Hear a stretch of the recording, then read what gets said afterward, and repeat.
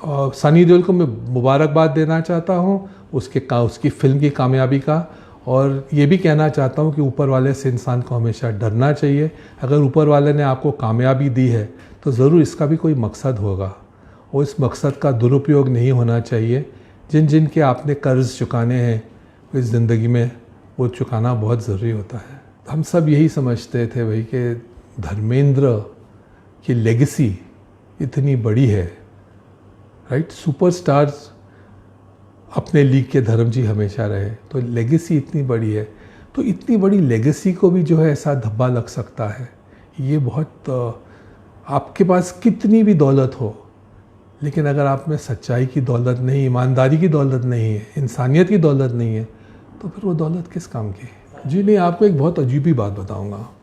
ये मेरे साथ तो इसने किया ही तो शॉकिंग है, लेकिन कई नए प्रोड्यूसर्स आते, कई एग्जिस्टिंग पुराने प्रोड्यूसर्स होते थे, उनकी भी कई कंप्लेंट्स थी इस मुतल्लक में, और ये सब इंटरनेट के ऊपर थी, इनकी इंफॉर्मेशन इंटरनेट के ऊपर थी। फिर मैं इंटरेस्ट तो नहीं गिन सकता, लेकिन शुरू में ये अमाउंट जो ऑन पेपर ऑफिशियल है वो है 1,77,25,000 1996-97 का, आज से 25 साल या 26 साल या 27 साल पुराना अमाउंट है, आई एम नॉट रॉन्ग। और उस वक्त उसके कुछ ही टाइम पहले धर्मेंद्र जी जो सनी के फादर हैं, उन्होंने एक खंडाला में फार्म ख़रीदा था 2 करोड़ रुपए में, ऐसा कुछ सुना मैंने। तो उनसे वो ही बेस्ट होंगे बताने वाले कि भाई उस पैसे की आज क्या वैल्यू है। 200 करोड़ है, 250 करोड़ है, 300 करोड़, मुझे नहीं पता क्या वैल्यू है, लेकिन ऐसा कुछ मैंने सुना है कि उस फार्म की वैल्यूएशन ऐसे में है। तुमने पैसे लिए हैं, तुम्हें इस आदमी के पैसे वापस देने पड़े। उसने कहा मेरे पास पैसे देने को नहीं है। तो फिर जज साहब ने कहा भाई तो फिर मैं इसकी सेटलमेंट ये होनी चाहिए कि ये तुम्हें उनकी एक फिल्म में काम करोगे फ्री ऑफ कॉस्ट, समझे, क्योंकि जितने पैसे तुम ले चुके थे उसके ऊपर इतने सालों का इंटरेस्ट भी बन जाता था, राइट है। तो उसने ओके कर दिया। मैं हाफ माइंड में बिल्कुल जो था ना, लेकिन मैं ये ज़रूर चाहता था कि लिटिगेशंस, और मैं झगड़ेलू इंसान नहीं हूँ, unless I am pushed against the wall. तो मैंने कहा मुझे जज साहब अगर ऐसा ना हो मुझे पैसे ही दिला दीजिए। तो बोले वो पैसे दे नहीं पाएगा, कि उसने कहा है कि भाई मैं एक फ़िल्म कर लूँगा। और तो जज साहब ने उसका जब हमारा जो फाइनल ड्राफ्ट बना ऑफ सेटलमेंट, उसमें यह था कि 3 महीने के अंदर उन्हें कहानी ओके करनी है, और उसके बाद 8 महीने के अंदर उन्हें फिल्म कंप्लीट करनी है, और कहानी 3 महीने में ओके करनी पड़ेगी। मैं आगे बढ़ा, मैंने दूसरी कहानी एक सिलेक्ट की, और ये होते होते 2006 हो चुका था, if I am not wrong, 2006-2007 की बात है। तो ये कहानी जो है सिलेक्ट और एक और करी, वो एक 4 भाइयों की कहानी थी है, और उसके बाद 8 महीने के अंदर उन्हें फिल्म कंप्लीट करनी है, और कहानी 3 महीने में ओके करनी पड़ेगी। मैं आगे बढ़ा, मैंने दूसरी कहानी एक सिलेक्ट की, और ये होते होते 2006 हो चुका था, if I am not wrong, 2006-2007 की बात है। तो ये कहानी जो है सिलेक्ट और एक और करी, वो एक 4 भाइयों की कहानी थी। उन्हें सुनाई, पहले उन्होंने ओके की, ओके करने के 3 महीने 4 महीने बाद बोलते हैं, मैं डेट्स की बात कर रहा हूँ, तो बोलते हैं कि सुनील मुझे बुलाया, कहते यार देखो अगर मैं सबसे बड़े भाई के रोल में हूँ, मैं जानता हूँ, और उन्हें लेटर दिया भाई ओवरसीज़ उनके वो देंगे। और मैंने कहा इसके पैसों का क्या? तो कहा सुनील पैसे जो हैं मैं लंदन जा रहा हूँ, और थोड़े दिन में मैं तुम्हें पैसे ट्रांसफ़र कर दूंगा सारे। मैं कहा भाई 24 या 25 दिसंबर की बात है, तो वो फिल्म रिलीज़ होनी थी। तो कहा हाँ टाइम है, मैं पूरे पैसे कलेक्ट करके मार्केट करके तुम्हें पैसे भिजवा देता हूँ। ये सब करते करते पता चला प्रिंट्स दे दिए गए उसे, फिल्म रिलीज़ हो गई, क्रिसमस वीकेंड ख़त्म हो गया, न्यू ईयर आ गया, न्यू ईयर आने के बाद बैंक्स तो खुल गए, लेकिन पैसे का कोई नामो निशान नहीं था। उनके यहाँ बहुत बड़ी कंपनी है, देओल्स बहुत बड़े लोग हैं, लेकिन उनका फाइनेंशियल अरेंजमेंट बहुत मुश्किल था। मुझे उसको सॉर्ट आउट करके सपोर्ट करके उनको किसी तरह उनकी वहाँ पे फिल्म की शूटिंग जो थी उनको अबैंडन करनी पड़ी, और वहाँ के जो बहुत कर्ज़े थे उनको पेमेंट करने के लिए बंदोबस्त करके वो वापस आ गए। इंडिया आने के बाद कुछ दिन वो अपसेट थे कि उनके साथ इतना बड़ा फियास्को हो चुका था। लेकिन उसका ज़िम्मेदार सनी देओल के अलावा और कोई नहीं था। जो भी हुआ था वहाँ पे उसका ज़िम्मेदार सिर्फ एक ही आदमी था।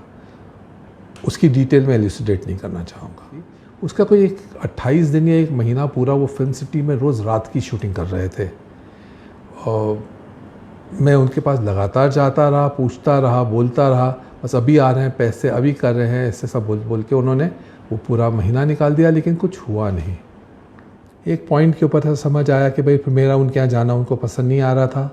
फिर ऐसी कहानियाँ सुनता रहा कि जो लोग वहाँ पैसे मांगने आते थे कि पहले उनके साथ ऐसा होता है, नेक्स्ट स्टेप ऐसा होता है, पहले इनके कैबिन से बाहर होते हैं, फिर इनके सेक्रेटरी कैबिन से बाहर होते हैं, और फिर गेट बाहर जो गेट के दरवान हैं वही रोक देते हैं उनको।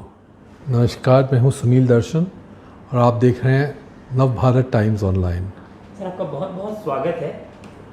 आपका दर्द अब जाकर छलका है, ये क्या है पूरा मामला, कहाँ से शुरू हुआ है?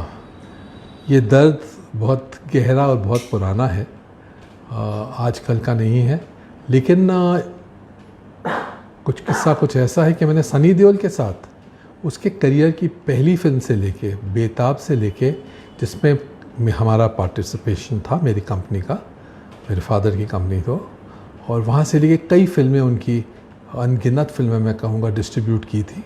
और जब खुद फिल्म बनाने का सोचा तो कहीं ना कहीं सनी देओल को एक रिस्पेक्टेबिलिटी और एक आइडियल जैसे होता है ना, समझ के उसे कास्ट किया था।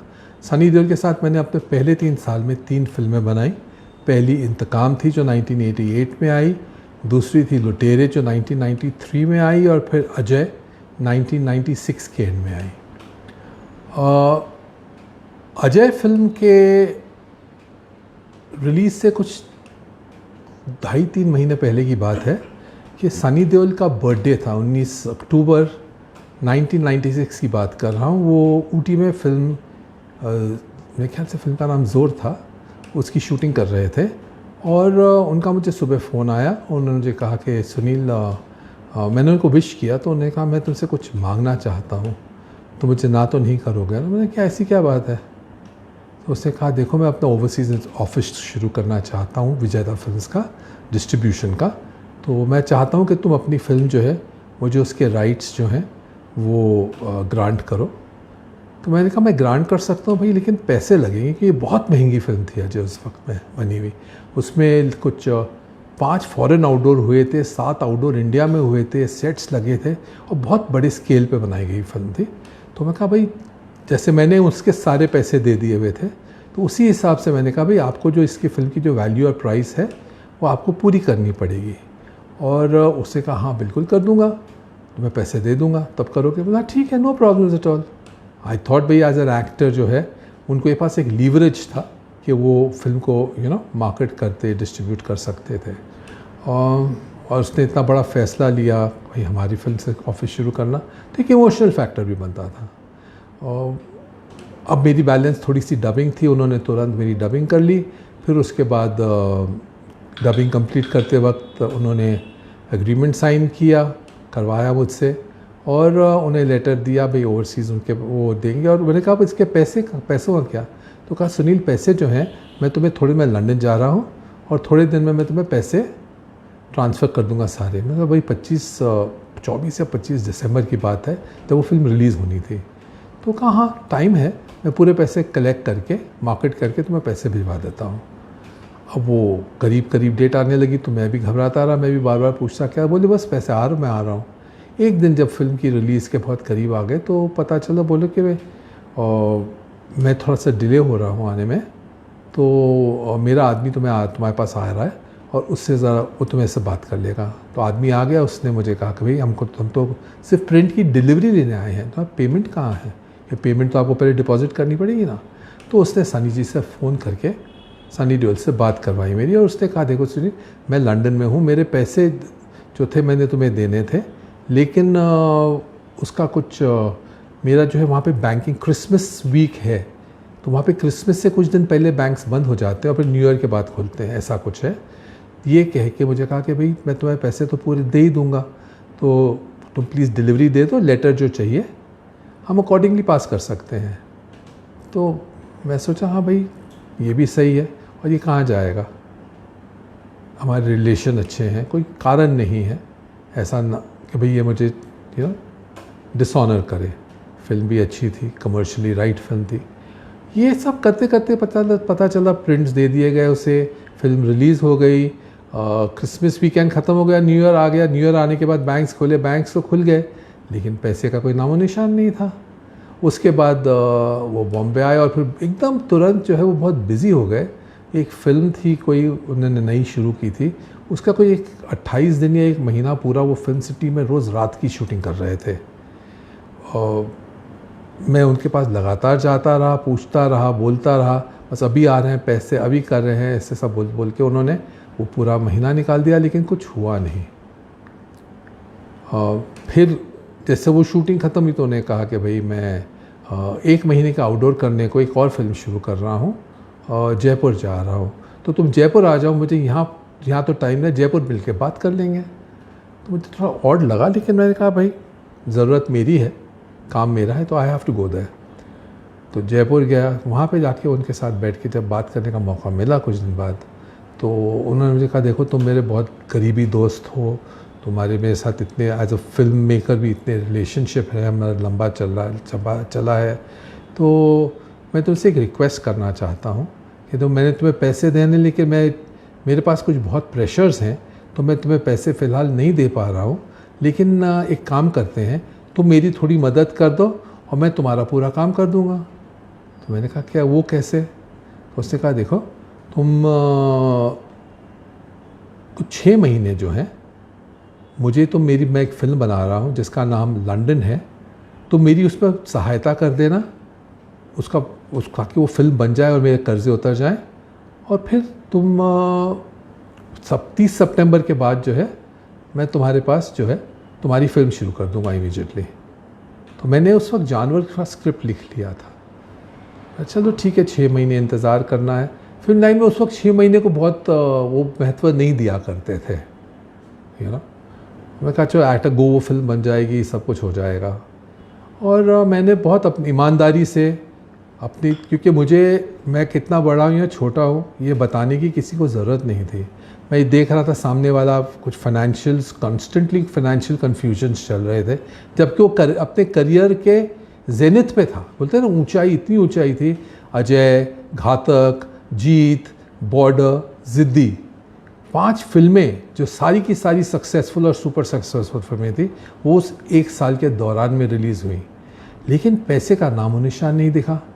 वहाँ फिल्म की शूटिंग में भी उसकी बहुत कहानियाँ हैं, वहाँ क्या क्या हुआ, और उनमें मैं अगर फिर डेल्व नहीं करना चाहूँगा क्योंकि वो आउट ऑफ द परव्यू है इस वक्त। लेकिन जब एक पॉइंट ऐसे हुई कि भाई वहाँ पे बहुत परेशानी हुई, तो मुझे इंडिया वापस आना पड़ा। फाइनेंशियल कुछ और अरेंजमेंट्स करने की ज़रूरत थी उनके लिए, और यहाँ पे उनसे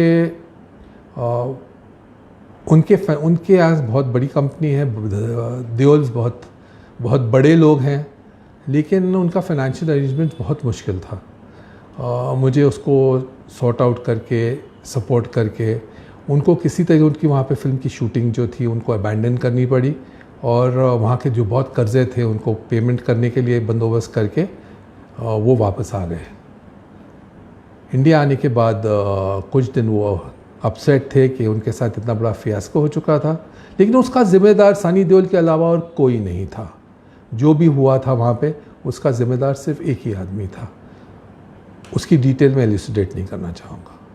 और उसके बाद उन्होंने आते ही यहाँ पे जो डेटें उन्होंने मुझे कही थी, भाई 30 सितंबर के बाद मैं तुम्हारा काम करूँगा, तो पता चला उन्होंने किसी को डेटें दे दी, कोई फिल्म गेस्ट अपीयरेंस कर लिया, पैसे ले लिए, और एक और पिक्चर बल्क पैसे साइन करके ले लिए, और जाके हैदराबाद में शूटिंग करने लगे। तो मैं उसे वहाँ मिलने गया, उसने कहा तुम आ जाओ, मैं वहाँ कहानी सुन लेता हूँ। तो मैं गया, वहाँ जाके मैंने उसे कहानी सुनाई। जब मैंने कहानी उसे सुनाई तो कहानी मेरी फिल्म जानवर की थी। तो उन्होंने जानवर की कहानी सुन के मुझे कहा कि सुनील, मुझे इसमें दम नहीं लगता, मेरा ख्याल है तुम्हें बहुत इस पर और मेहनत करनी पड़ेगी। तो पहले इशारा तो मुझे आ गया कि जिस कहानी को मैं अपने मतलब होता है ना, अपने जिगर और जान से इमोशनल एक्सपीरियंस जैसा होता है रिवॉर्डिंग बन सके, ऐसी कहानी है। वो इसको समझ नहीं आ रही, मतलब कितने मेंटल प्रेशर में होगा या जो भी इसकी है कि मुझे अभी फिर घुमाने के नेक्स्ट चक्कर में ले रहा है। और मैंने भी फैसला कर लिया भाई अगर इनको नहीं समझ आती तो कोई ना कोई हमको इसका सल्यूशन निकालना पड़ेगा। तो मैं और 2-3 महीने रुका, मैंने डिसाइड किया अभी इसके बाद ये वापस बॉम्बे आया, अभी डेट देता हूँ, अभी ये करता हूँ, अभी वो करता हूँ, कुछ हुआ नहीं। एक दिन मैंने सोचा भाई मैं जाके अभी इनको कुछ मुझे अप्रोच अपना बदलना पड़ेगा। तो मैंने डिसाइड किया, मैं गया इनको मिलने महबूब स्टूडियो में। इन्होंने अपनी पिक्चर शुरू कर ली थी दिल लगी उस वक्त। तो मैं उनके सेट पे गया तो वहाँ कुछ ऐसी चीज़ें होती देखी जो मेरे इंटरेस्ट के विरुद्ध थी और जिसे मैं मेरे साथ एक होता है ना मेरे विश्वास को तोड़ती हुई कुछ हरकतें हुई। तो उसको मैंने कॉम्बैट किया। जब उसको कॉम्बैट किया तो उनको वो शॉक हो गए कि भाई वो होता है कभी इंसान पकड़ा जाए गलत करता हुआ। तो हमारे बीच में कुछ ऐसा मोमेंट ऑफ फीलिंग आया कि भाई इसके आगे ना वो मेरे साथ काम करना चाहता ना मैं उसके साथ काम करना चाहूँगा। तो उसने मुझे कहा ऑफिस बुलाया अगले दिन, और उस वक्त मिस्टर भाग सिंह जो पहले धर्म जी के सेक्रेटरी होते थे, फिर इसके सेक्रेटरी थे और फिर बॉबी देओल के सेक्रेटरी बाद में बन गए थे, तो वो भी मौजूद थे। अभी स्वर्गवासी हो गए वो। उनकी मौजूदगी में उन्होंने ये कहा कि भाई देखो तुम्हारे जो पैसे देने हैं मैं बिल्कुल तुम्हारे पैसे देना चाहता हूँ, प्लीज़ तुम थोड़ी देर कुछ दिन इंतज़ार कर लो, कुछ महीने, और मैं तुम्हारे पैसे विद इंटरेस्ट पूरे तुम्हें वापस कर दूँगा। मैं बोला चलो मेरे पास और कोई रास्ता नहीं है कबूल करने के अलावा, तो मैंने मान ली बात और मैं आगे निकल पड़ा। मैं जानवर कास्टिंग में लग गया, मैंने वो फिल्म बनाई। इसने दिल लगी नाम की फिल्म बनाता रहा जिसमें खुद डायरेक्टर था, और मेरे पैसों का कुछ जिक्र भी नहीं हुआ, मैंने भी प्रेशराइज नहीं किया। फिर दिल लगी का फेट जो होना था वो हो ही गया, और मुझे समझ आया भाई इसमें फिर अभी और टाइम लगने वाला है। तो उनको टाइम मिलता गया, मेरे पे उस साथ में उनकी जो होता है ना कि देने की जो नीयत यस वो बदलती हुई चली गई। यस एक पॉइंट के ऊपर था समझ आया कि भाई फिर मेरा उनके यहाँ जाना उनको पसंद नहीं आ रहा था। फिर ऐसी कहानियाँ सुनता रहा कि जो लोग वहाँ पैसे मांगने आते थे कि पहले उनके साथ ऐसा होता है, नेक्स्ट स्टेप ऐसा होता है, पहले इनके कैबिन से बाहर होते हैं, फिर इनके सेक्रेटरी कैबिन से बाहर होते हैं, और फिर गेट बाहर जो गेट के दरवान हैं वही रोक देते हैं उनको। वो दौर से भी गुजर लिया। मैंने जाके फिल्म मेकर्स कंबाइन और Indian motion picture producer association जो थी उसमें जाके कंप्लेंट फाइल की। हियरिंग्स हुई, हियरिंग्स में एसोसिएशन ने मेरे फेवर में अवार्ड दिया। उसको इन्होंने जाके कोर्ट में चैलेंज कर लिया। कोर्ट में चैलेंज करने के बाद ये लॉन्ग ड्रॉन हो गया। फिर कोर्ट में हाई कोर्ट में मैटर गया तो हाई कोर्ट ने retired chief justice of India mister Bharucha, कितनी बड़ी पोस्ट के एक आदमी को इस मैटर में आर्बिट्रेटर अपॉइंट कराया गया। आर्बिट्रेशन हुई तो सनी साहब वहाँ आए और कहते हैं कि भाई मैं उनकी शान में गुस्ताखी कर रहा हूँ, उन्हें बेइज्जत डिफेम कर रहा हूँ। राइट है, मैं क्या अपने पैसे मांगना किसी को डिफेम करना होता है? तो उन्होंने कहा कि मुझे डिफेम हुआ। तो उनका एक कज़न है गुड्डू धनोआ जो उनको साइन करना चाहते थे, लेकिन जब उनके कज़न गुड्डू धनोआ को पता चला कि मैं उनके बारे में ऐसा बोल रहा हूँ तो गुड्डू धनोआ ने उनकी फ़िल्म में साइन नहीं किया, ऐसा उन्हें बताया। तो जज साहब भी जो थे वो भी अम्यूज़ थे, आई एम श्योर, इस बात सुन के। तो जज साहब ने उसको क्लियरली कहा भाई ये तुम्हारी बातें नहीं चलेंगी, तुमने पैसे लिए हैं, तुम्हें इस आदमी के पैसे वापस देने पड़े। उसने कहा मेरे पास पैसे देने को नहीं है। तो फिर जज साहब ने कहा भाई तो फिर मैं इसकी सेटलमेंट ये होनी चाहिए कि ये तुम्हें उनकी एक फिल्म में काम करोगे फ्री ऑफ कॉस्ट, समझे, क्योंकि जितने पैसे तुम ले चुके थे उसके ऊपर इतने सालों का इंटरेस्ट भी बन जाता था। राइट है, तो उसने ओके कर दिया।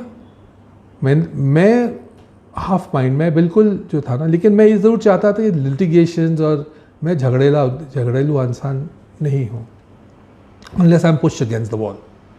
तो मैंने कहा जब कहा मुझे जज साहब अगर ऐसा ना हो मुझे पैसे ही दिला दीजिए। तो बोले वो पैसे दे नहीं पाएगा कि उसने कहा है कि भाई मैं एक फ़िल्म कर लूँगा। और तो जज साहब ने उसका जब हमारा जो फाइनल ड्राफ्ट बना ऑफ सेटलमेंट, उसमें ये था कि 3 महीने के अंदर उन्हें कहानी ओके करनी है और उसके बाद 8 महीने के अंदर उन्हें फ़िल्म कंप्लीट करनी है और कहानी 3 महीने में ओके करनी पड़ेगी।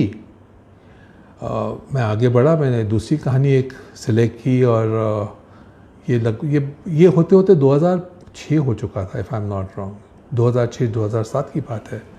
तो ये कहानी जो है सिलेक्ट और एक और करी, वो एक 4 भाइयों की कहानी थी। उन्हें सुनाई, पहले उन्होंने ओके की, ओके करने के 3 महीने 4 महीने बाद बोलते हैं, मैं डेट्स की बात कर रहा हूँ, तो बोलते हैं कि सुनील मुझे बुलाया, कहते यार देखो अगर मैं सबसे बड़े भाई के रोल में हूँ, मैं जानता हूँ, और लेकिन अगर मैंने ये फिल्म में ऐसे काम कर लिया तो फिर मैं सीनियर आर्टिस्ट बन जाऊँगा, तो भाई कुछ ऐसा कर सकते हो, कहानी बदल सकते हो। मैं फिल्म तो कर ही रहा हूँ, नो प्रॉब्लम। तो मैं इमीडिएटली आया, मतलब कहानी बदलनी है। तो एक डायरेक्टर राइटर है आनंद गांधी और मिस्टर रॉबिन भट्ट जो मेरे रिश्तेदार भी है और फिल्म के स्क्रीन प्ले राइटर थे, इन दोनों से फिल्म लिखवाई और आनंद से राइट्स खरीदे कुछ फिल्म के एट्सेट्रा, और उनको पेश की कहानी। जब कहानी पेश की तो उन्होंने कहा हाँ ये कहानी ठीक है। फिर बोला कि कुछ दिन बाद बोलते हैं ज़रा मुझे एक बार जो स्क्रीन प्ले और डायलॉग राइटर है उनसे स्क्रीन प्ले राइटर जो है उनसे मुझे मीटिंग करनी है। तो मैंने कहा नो प्रॉब्लम। तो मैंने उनको भिजवा दिया, तो उसके साथ अपने असिस्टेंट जो थे चीफ असिस्टेंट उसको भेजा और सारी उनके साथ डिस्कशन की, 2-2.5 घंटे बैठ के चाय पी, बात की, कोई इल्म नहीं ये सामने वाला करना क्या चाहता है और बहुत अच्छी कहानी है और इसका एक्शन बड़ा होना पड़ेगा। तो उन्होंने कहा सुनील तो फिल्म ही बड़ी बनाता है, तो छोटी फिल्म का तो सवाल ही नहीं उठता उसके बनाने का। तो ये होते होते कुछ 2008 हो चुका था, अप्रैल की बात कर रहा हूँ मैं उस वक्त मुझे आउट ऑफ इंडिया जाना पड़ा। मेरा बेटा यूएसए में था, उससे पहले कुछ यूके में काम थे, शोज़ वगैरह थे, तो उसके लिए जाना पड़ा था। तो जब मैं वापस आया तो मैंने कॉल किया भाई डेट्स का क्या, बोले सब हो चुका है, बस अब डेट्स अलॉट होनी है, डेट्स का पता करे तो कोई जवाब ही देने को है। तो मैं एक दिन एक रेस्टोरेंट में था, वहाँ पे मुझे एक और सनी देओल का करीबी इंसान मिला। उसने मुझे पूछा क्या कर रहे हो, मैंने कहा भाई बस सनी के साथ फिल्म शुरू करूँ, 1-8 महीने पिक्चर की डेटें होनी है और फिल्म बन जाएगी। तो उससे सिर्फ एक ही सवाल पूछा, आई श्योर। मैं रेस्टोरेंट से वापस आया तो मैंने पहले अपने वकील को फ़ोन किया। मैंने कहा ये बात मेरे मन में थोड़ी सी डिस्टर्ब की है कि आई यू श्योर का क्या मतलब होता है। कोई इंसान है जो मेरे से कुछ ज़्यादा जानता है, राइट है, और मुझसे श्योर मतलब ऐसा नहीं है, इसका मतलब है। तो मेरे वकील ने उनको लेटर डाला। तो you will be shocked to hear कि उन्होंने जवाब क्या दिया। कहा कि आपने डायलॉग्स कहाँ अप्रूव कराए। तो मेरे एग्रीमेंट में कोई ऐसी बात नहीं लिखी थी, डायलॉग्स मैंने अप्रूव कराने थे। तो मैंने बोला यार ऐसा तो कुछ था ही नहीं। बोले इतने में वो टाइम जो पीरियड था 11 महीने का वो एक्सपायर हो गया था। तो ये पूरी मैनूवरिंग हो चुकी थी उनसे। खैर फिर बाद में पता चला कि एक साउथ की बहुत बड़ी कंपनी थी जेमिनी नाम की, उनके साथ मैंने अपनी फ़िल्म का नेगोशिएशन कर लिया था और वो मेरी फ़िल्म एक्वायर करना चाहते थे। ऐसी बातचीत थी मार्केट में कि ये भी उनको कुछ बेचना चाह रहे थे, लेकिन उन्हें उसको एक्वायर करने से इनकार कर दिया था उस वक्त। तो लेकिन उससे मेरा कोई लेना देना नहीं था मैटर में। और तो I was very surprise and shock कि भाई उन्होंने फिर ये मैटर को फिर ड्रॉप कर दिया। फिर समझ आया कि इनके यहाँ एक आदमी आ गए थे बीच में जो इनके लीगल एडवाइज़र कम मैनेजर कम, ये एक होता है ना, एक ऐसा कंधा होता है ढूंढा जाता है इनके यहाँ बार बार, जिसके कंधे पे रख के गोली चलाई जाए और अगर गोली लग गई सामने वाले को तो गुड, और नहीं लगी तो उसके ज़िम्मेदार ठहराए जाते हैं वो। तो ये वही आदमी है, मैं उनका नाम नहीं याद कर पा रहा, जो जब अभी रेड फोर्ट के ऊपर जब जो आदमी ने झंडा लगाया था ना, मैं उनका नाम नहीं, फिर उसके बाद आई थिंक उनका एक्सीडेंट वगैरह हो गया। तो यही आदमी थे जिन्हें इस्तेमाल किया गया था इस मैटर में। और फिर लिटिगेशन में उस ड्यूरेशन में बीच में प्रोलॉन्गिंग और वो सब जो जो होता है आजकल कोर्ट्स में। आज ही गहलोत जी ने, राजस्थान के सीएम ने भी कुछ ऐसा स्टेटमेंट दिया है कि भाई लीगल्स में कई लेयर्स हो गए हैं। मैंने इस मैटर को उसके बाद फिर कोर्ट ले गया, कोर्ट में से डबल बेंच में गया, डबल बेंच ने मैटर को सुन के एडमिट किया। लेकिन लीगल्स आजकल इंसान रहता है कि नहीं, केस कायम रहता है, ऐसा हो गया है। तो वो मैटर आज तक कोर्ट में खड़ा ही है। इनसे कुछ लोगों ने बीच में पूछा तो मुझे पता चला कि उनको शायद याद ही नहीं है कि मैटर के है कि नहीं है। कितने साल और ये कितने पैसे थे, और शुरू में कितने पैसे थे, और इंटरेस्ट के साथ अब कितने होते हैं? मैं इंटरेस्ट तो नहीं गिन सकता, लेकिन शुरू में ये अमाउंट जो ऑन पेपर ऑफिशियल है वो है 1,77,25,000 1996-97 का। आज से 25 साल या 26 साल या 27 साल पुराना अमाउंट है, आई एम नॉट रॉन्ग। और उस वक्त, उसके कुछ ही टाइम पहले धर्मेंद्र जी जो सनी के फादर हैं, उन्होंने एक खंडाला में फार्म ख़रीदा था 2 करोड़ रुपए में, ऐसा कुछ सुना मैंने। तो उनसे वो ही बेस्ट होंगे बताने वाले कि भाई उस पैसे की आज क्या वैल्यू है। 200 करोड़ है, 250 करोड़ है, 300 करोड़, मुझे नहीं पता क्या वैल्यू है, लेकिन ऐसा कुछ मैंने सुना है कि उस फार्म की वैल्यूएशन ऐसे में है। अभी ये केस कहाँ, कौन से कोर्ट पे चल रहा है, कब मतलब लास्ट सुनवाई? ये बॉम्बे हाई कोर्ट के डबल बेंच में है। 2017 की शुरुआत में शायद ये लास्ट हियरिंग हुई है, और उसके बाद एडमिट हुआ है, उसके बाद हियरिंग नहीं होती वहाँ पे। इतनी लंबी, मतलब 2017 के बाद अभी तक कोई सुनवाई नहीं हुई? अब इसका कारण, इसके ज़िम्मेदार मैं नहीं हूँ। मैं हमेशा लेटर फाइल करता हूँ कोर्ट में, रिक्वेस्ट फाइल करता हूँ कि मेरा मैटर को सुनाया जाए, लेकिन अभी तक सुनवाई नहीं हुई। तो आपकी लीगल टीम क्या कहती है इस तरह के मैटर में? इतना लंबा गैप, उसके बाद भी सुनवाई नहीं? बॉम्बे में मेरा ऐसा ख्याल है कि बहुत ज़्यादा प्रेशर है, या जज का, मैं मुझे पता नहीं क्या है, लेकिन ये matter justice delayed is justice denied, ये तो मैं हमेशा कहना चाहूँगा। और कहीं ना कहीं सनी देओल से बहुत गलत तो हुआ है, लेकिन जस्टिस अगर मुझे टाइमली नहीं मिले तो वो भी सही नहीं होता। धर्म जी से कभी आपने बात नहीं की? आपकी दोस्ती, मैंने देखा कि बॉबी आपके ऑफिस में यहाँ बैठा करते थे, हम लोग इंटरव्यू यहाँ करते थे, ऐसा लगता था कि बॉबी का, देवल्स का इस ऑफिस में वो है। और ये मैं 7-8 की बात कर रहा हूँ, 2006। जी हाँ, मैंने अपने रिश्तों को बहुत ईमानदारी से निभाया है उन लोगों के साथ। बॉबी को भी, जब तक बॉबी के साथ काम की, 3 फिल्में बनाई, मुझे उससे कोई शिकवा शिकायत तब नहीं थी। अच्छा, सनी से ये सब चल रहा था, लेकिन बॉबी के साथ लगातार आप काम कर रहे थे?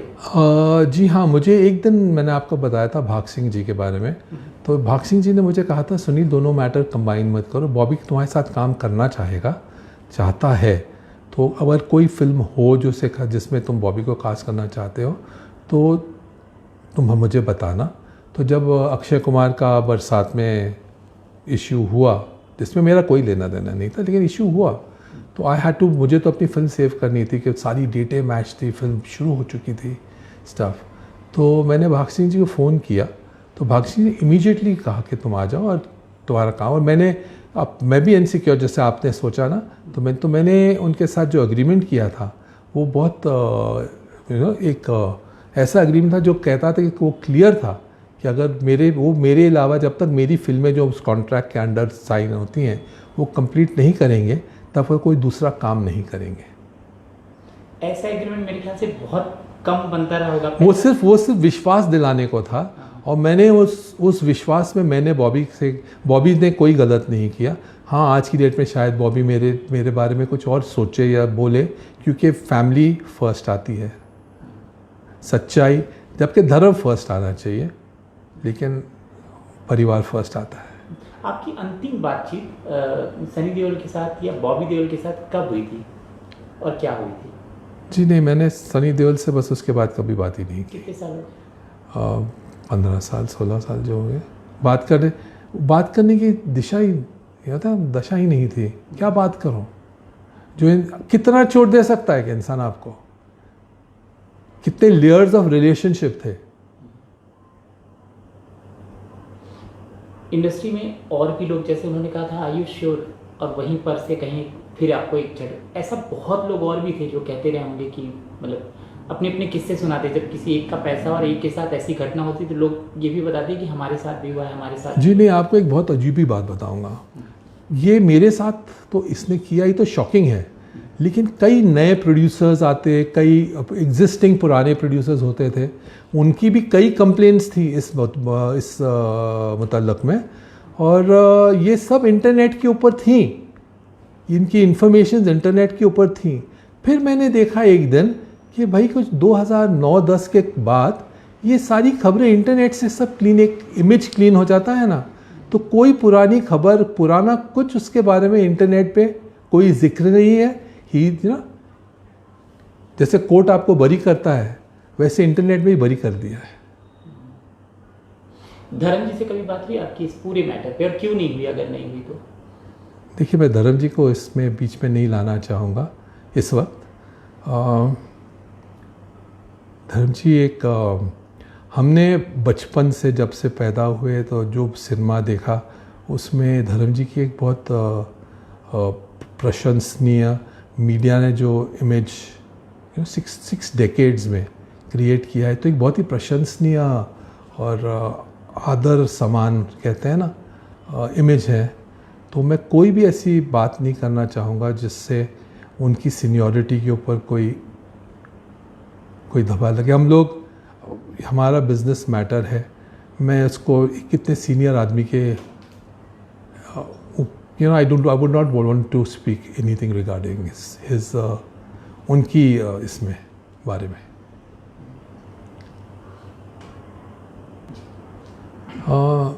धर्म जी के परिवार के साथ मेरा ऐसा ख्याल है, हमारा एक बहुत गहरा संबंध था। हम धर्म जी की बहुत सारी फिल्में जो है डिस्ट्रीब्यूट करते थे, हमारे इक्विपमेंट पे कई फिल्में उनकी बनी थी। हम उनकी फिल्म जिसमें उन्हें काम किया था, समाधि के वर्ल्ड वाइड कंट्रोलर हैं, और बहुत हमेशा इज़्ज़त से, सम्मान से, आदर से उनकी सीनियरिटी को और उनके परिवार को, प्रकाश आंटी को, उनकी फैमिली को हमेशा यही समझा भाई कि ये एक रिश्ता है। लेकिन बहुत अफसोस की बात है कि किसी भी चीज़ का कोई आदर नहीं किया गया। रिश्ते दो हाथ से, ताली दो हाथ से बजती है। तो जब ये ऐसा सब हुआ है तो कई सवाल, बहुत सवाल हैं जिनका जवाब मैं दे सकता हूँ, लेकिन मेरे कोई भी शब्द या कोई भी बात व्यक्त करने से, हर बात तो कहीं ना कहीं कोई चीज़ डिस्टर्ब होगी, तो मैं नहीं करना चाहता। क्या डिग्निटी है, मतलब मैं ये भी कह रहा था, बॉबी से आपकी लास्ट बातचीत या अभी बातचीत होती है आपकी? जी नहीं, बॉबी देओल के साथ मेरी जो 3 फिल्में बनाई, वहाँ तक बॉबी से मेरा 1-to-1 रिलेशनशिप से ज़्यादा, भाई वो भी एक छोटे भाई की तरह था भाई, कि सनी देओल को भी ऐसा ही एक दोस्त या भाई है, जो भी कहोगे समझ। मैंने तो यही समझा कि मुझे यही सिखाया गया था, और कोई डिफरेंस नहीं था। बॉबी के साथ तो बिल्कुल ही कोई डिफरेंस नहीं था। मैंने ऑन रिकॉर्ड, आप अगर देखेंगे, मैंने कहा कि अगर देओल फैमिली का फाइनेस्ट एक्टर है, अंडररेटेड है, तो वो बॉबी देओल है। कि जो मेरी फिल्म थी शाका लाका बूम बूम, उसमें उसने शायद अपना पहला टोटली नेगेटिव रोल किया था, और इतनी कमाल की परफॉर्मेंस थी बॉबी की। वो फिल्म ना चली अलग बात है, लेकिन हर फिल्म की कोई गारंटी तो नहीं होती वो फिल्म चलेगी। अब अगर सनी आपके साथ काम करना चाहें, कई बार होता है कि ये जो भी है चीज़ें, हम प्रोफेशनल होते हैं तो काम को तवज्जो देते हैं। इस समय सनी का स्टारडम एक अलग लेवल पे है, गदर सुपरहिट हो गई है, लोग एक सुपरस्टार की तरह उनको देख रहे हैं, जो कि बीच में पिछले 1-1.5 दशक ऐसा नहीं था। तो आप काम करना चाहेंगे? देखिए, मैं गदर के सक्सेस के बाद तो डेफिनेटली जो है ये बात नहीं कहूँगा कि हाँ मैं काम करना चाहता हूँ। सनी देओल के साथ तो काम शुरू किया था, जो ये काम है फिल्म मेकिंग का, तो वो तो कहीं मेरे लिए एक वो वो खुदा होते हैं या जो पेडेस्टल पे होते हैं, मैंने उसे हमेशा वो इज़्ज़त दी थी। लेकिन एक दिन जब वो पेडेस्टल से गिर जाता है, सब टूट जाता है, आपके सब अरमान, ख्वाब, सपने जो थे वो सब चूर चूर हो गए। और सनी देओल को मैं मुबारकबाद देना चाहता हूँ, उसकी फिल्म की कामयाबी का। और ये भी कहना चाहता हूँ कि ऊपर वाले से इंसान को हमेशा डरना चाहिए। अगर ऊपर वाले ने आपको कामयाबी दी है तो ज़रूर इसका भी कोई मकसद होगा, और इस मकसद का दुरुपयोग नहीं होना चाहिए। जिन के आपने कर्ज़ चुकाने हैं इस ज़िंदगी में, वो चुकाना बहुत ज़रूरी होता है। मेरी आपसे पिछली बार बात हुई थी, तो हालांकि ये बात हुई थी, लेकिन आपने कभी ऐसे मुखर होकर खुलकर नहीं कहा था सनी देओल के बारे में। पहले आपने इंटरव्यूज़ दिए, आपने बताया कि आप कह चुके हैं, लेकिन फिर चीज़ें साफ हुआ इंटरनेट से। इस समय ऐसा क्या था जो आपने मीडिया से बात की? बात समय की नहीं है, समय गुजरता जा रहा है। मैं भी वो उस एज पे नहीं हूँ जहाँ पे जवानी थी। मैं भी आज सीनियर हूँ। सनी देओल से कुछ साल छोटा ज़रूर हूँ उम्र में, और सनी देओल भी जो थे वो नहीं है। वही बहुत भगवान, मैं हमेशा कहता हूँ कि ऊपर वाले का शुक्रगुजार होना चाहिए कि उन्होंने उसे उस मुकाम पे गदर टू दी है। और जो अनिल शर्मा को मैं बहुत, मतलब वाकई अनिल शर्मा ने बहुत ही कमाल करके दिखा दिया है। एक एक्टर को फिर 15 एक फ्लॉप भी होंगी बीच में सनी देओल के पास, उसके बाद फिर भी जो है ना उनकी इमेज को समझ के उसको राइट प्रोजेक्ट किया है। मुझे उसकी ज़िंदगी, उसके करियर से कोई लेना देना नहीं, लेकिन क्या है, जो मेरा राइटफुल हक है और जो लॉन्ग ओवरड्यू है, राइट है, आई थिंक इंसानियत के नाते, शराफत के नाते, और खुद को खुदा समझते हैं जो लोग, उनको वो खुदा बने रहने के नाते मुझे राइटफुल जो मेरा बनता है वो मुझे लौटा देना चाहिए। अभी बीच में एक खबर भी आई थी, मतलब बैंक ऑफ बड़ौदा ने वो किया था, नोटिस जारी किया था कि उनका जो सनी विला है उसको लेकर। इस खबर पर आप कुछ कहना चाहेंगे? ये तो अफसोस की बात है कि ये सब के हम सब यही समझते थे भाई कि धर्मेंद्र की लेगेसी इतनी बड़ी है, राइट। सुपरस्टार्स अपने लीग के धर्म जी हमेशा रहे, तो लेगेसी इतनी बड़ी है, तो इतनी बड़ी लेगेसी को भी जो है ऐसा धब्बा लग सकता है। ये बहुत, आपके पास कितनी भी दौलत हो, लेकिन अगर आप में सच्चाई की दौलत नहीं, ईमानदारी की दौलत नहीं है, इंसानियत की दौलत नहीं है, तो फिर वो दौलत किस काम की है?